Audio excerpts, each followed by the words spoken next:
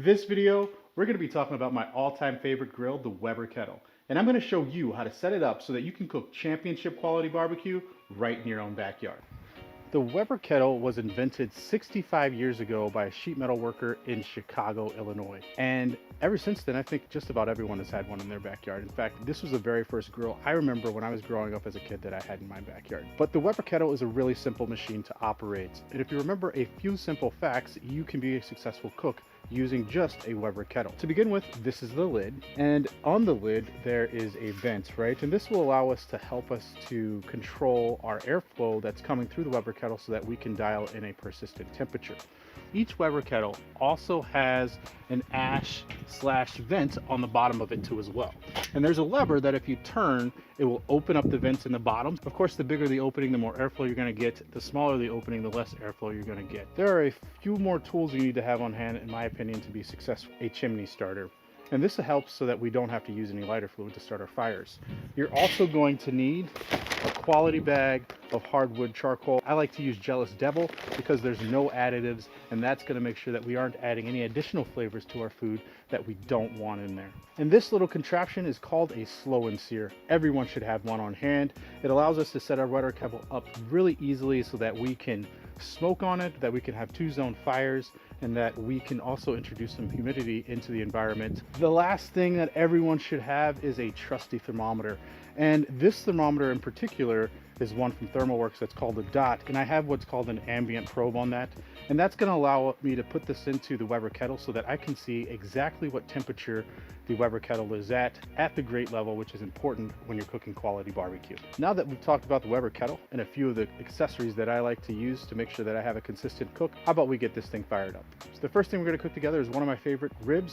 So I'm going to set the Weber Kettle up for indirect heat. I'm going to make sure my vents on the bottom are all the way open. And then I'm going to take my slow and sear attachment and just put that off to one side of the barbecue smoker.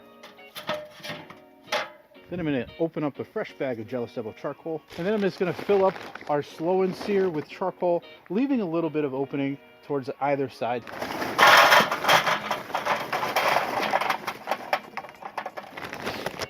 Then in our chimney, we're going to put a few coals in there too as well.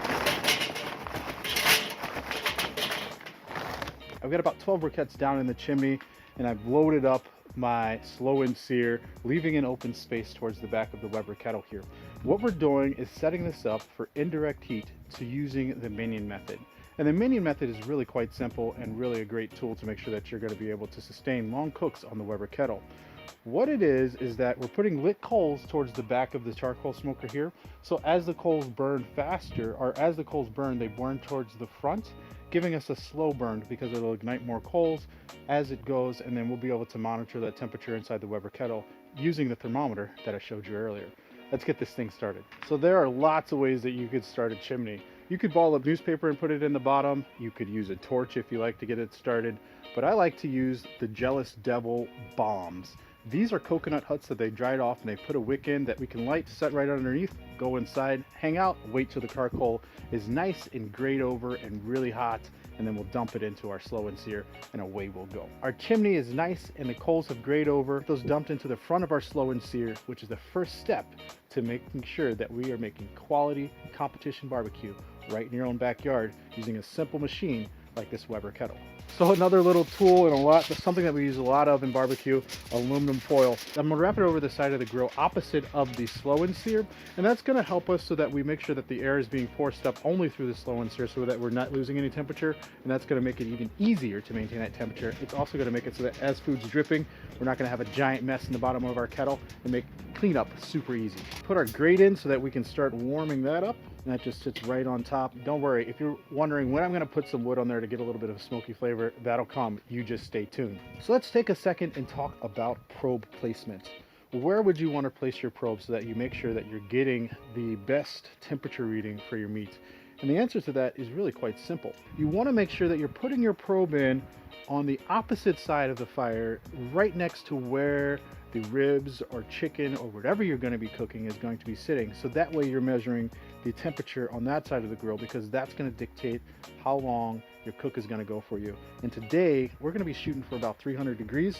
So I've let things open. I've got my grate all the way open on the bottom. I'm going to let that keep rolling. The last thing that's important is the placement for your lid, and you want to make sure that the lid is also on the opposite side of your smoke, on the opposite side of the fire, so that way the airflow is coming this way, that way it's going to drag across the food and out this side.